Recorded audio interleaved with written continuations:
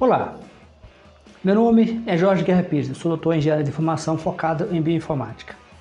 Este podcast é focado na mente ateísta. Os tópicos serão bem variados, mas em geral o objetivo é ajudar a entender como vai ser um Brasil mais ateísta, como vai ser um Brasil mais secular. O que muito possivelmente será resolvido, quais são os conflitos atualmente que são criados por questões religiosas, dogmáticas. Então o objetivo é servir como um ponto de reflexão para ateístas ou pessoas que sejam interessadas na mente ateísta. Então, nosso objetivo é, em cada episódio, tratar de forma diferente ou de forma bem variada a mente ateísta. Inicialmente, eu vou produzir os episódios eu mesmo, mas nós vamos ter possivelmente convidados, qualquer pessoa que conheça um ateísta que tenha uma certa influência e queira sugerir para o podcast para ser entrevistado, para a gente bater um papo, ou até mesmo se você tiver qualquer influência no ateísmo brasileiro que tem algum tipo de importância no mundo do ateísmo brasileiro, você está convidado a participar. Eu sou autor de vários livros e os meus últimos livros têm sido focados em ateísmo. Eu sugiro você, eu peço gentilmente que conheça os meus livros na Amazon, no Google Books e também conheça meu canal do YouTube, onde esse podcast vai estar disponível com episódios extras e também será disponível, todos os episódios do podcast estão disponíveis no YouTube com a adição de mais episódios. Então se inscreva no meu canal do YouTube e deixa seu like e suas estrelas, dependendo de qual plataforma você estiver usando. Então, bom aprendizado. Olá! Hoje a gente vai mergulhar nos trechos de um artigo do Jorge Guerra Pires. O título já assim impacta. Deus parece um maníaco do parque na Bíblia. E o nosso objetivo aqui é fazer uma análise a fundo dos argumentos que ele traz nesse texto, sabe? Ele basicamente aponta o que vê como uma contradição gigante entre aquele Deus bom e justo, que a gente costuma ouvir falar, e certas ações, ações divinas mesmo, que estão lá na Bíblia, principalmente no Antigo Testamento, é bom frisar. Nossa conversa vai ser toda em cima do que o autor escreveu nesse material que a gente recebeu, tá? Exato. E o autor, nesse texto, ele não alivia. Ele chega a fazer umas comparações bem fortes, né? Tipo um vilão de ficção distópica ou, como está no título, o maníaco de parque.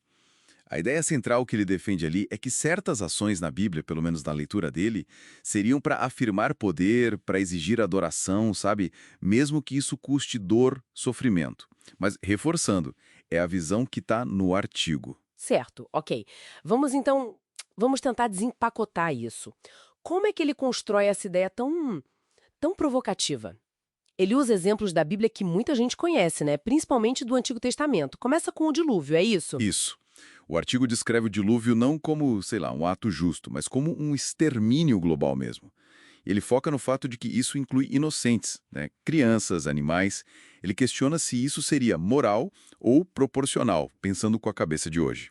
E não fica só nisso, imagino. O texto dele também fala de ordens de genocídio, né? Cita Deuteronômio, Josué. Exatamente. Ele destaca aquelas passagens que mandam exterminar povos inteiros, homens, mulheres, crianças, tudo. Para ele, na interpretação que ele faz, isso seria uma demonstração de um poder, assim, implacável. E que não bateria, né, com a imagem de um Deus de amor, de justiça para todos. Ele pergunta: como dá para conciliar essas ordens com uma ética de compaixão, sabe? Outro caso que ele analisa é a história de Jó. A leitura que o autor faz é Diferente, né? bem diferente. O texto do Pires meio que coloca o sofrimento do Jó como resultado de uma aposta, um teste divino. Quase um experimento, ele usa essa palavra, para provar um ponto para Satanás, né?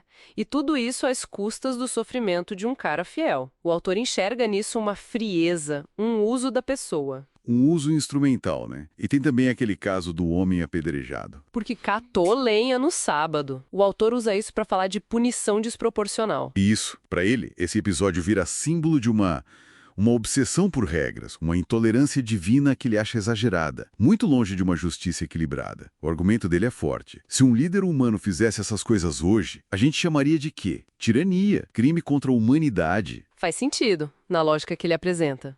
E como o artigo dele responde às justificativas que a teologia costuma dar para essas passagens complicadas?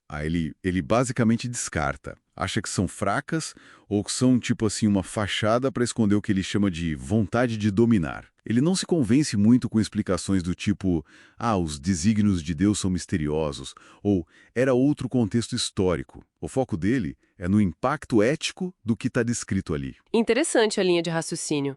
Mas pelo que eu li, a crítica não se limita ao Antigo Testamento, certo? O artigo também olha para o Novo Testamento, para a figura de Jesus. Sim, sim. O foco muda um pouco, mas a crítica continua, talvez até mais ácida em certo ponto.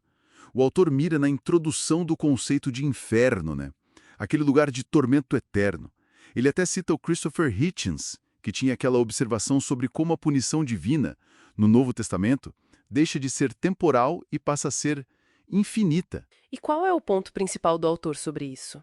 Ele não acha que o Novo Testamento traz uma evolução moral, então? Não, muito pelo contrário. No artigo, ele argumenta que essa ideia de condenação eterna não seria uma evolução, mas sim uma intensificação do terror na visão dele. Ele usa umas expressões bem pesadas, tipo chantagem metafísica, sadismo sagrado, e questiona direto como que uma doutrina que prevê sofrimento sem fim pode ser vendida como vinda de um Deus de amor. É uma crítica bem direta à teologia da salvação e condenação. Entendi. Então, para a gente ir fechando, o nó da questão que o Jorge Guerra Pires levanta no artigo é essa dificuldade de encaixar essas narrativas, dilúvios, genocídios, o caso de Jó, a ideia de inferno com os atributos que geralmente se associa a Deus: bondade, justiça, amor. Perfeito. A conclusão que ele apresenta no texto é que essa figura divina que emerge dessas passagens específicas que ele analisa pareceria mais um tirano, nas palavras dele, do que um pai amoroso. Ele até sugere que a religião, ou pelo menos a interpretação que se faz desses textos, acaba ensinando as pessoas a reverenciar coisas que, por outros critérios éticos, a gente poderia ver como horrorosas. Bom, então finalizamos essa análise, lembrando sempre que a gente explorou aqui os argumentos e os exemplos que estão no artigo do Jorge Guerra Pires, buscamos entender a linha dele, sem a gente aqui concordar ou discordar das interpretações, certo? Exatamente. Foi um exercício de análise do material que recebemos. E acho que fica uma provocação final, né? Uma reflexão que sai dessa análise do texto. Como é que a interpretação desses textos sagrados antigos, especialmente os que narram violência, punição severa atribuída a Deus, como que isso conversa ou entra em conflito com o que a gente pensa hoje sobre ética, sobre justiça e sobre a própria natureza do divino? O que é ser bom, o que é ser justo, quando se olha para essas narrativas? Olá, você acabou de assistir, de ouvir mais um episódio do meu podcast Mente Ateísta. Nesse episódio, eu espero que você tenha aprendido bastante. Eu gosto sempre de lembrar que os meus livros estão todos disponíveis na Amazon, no Google Play e em várias plataformas.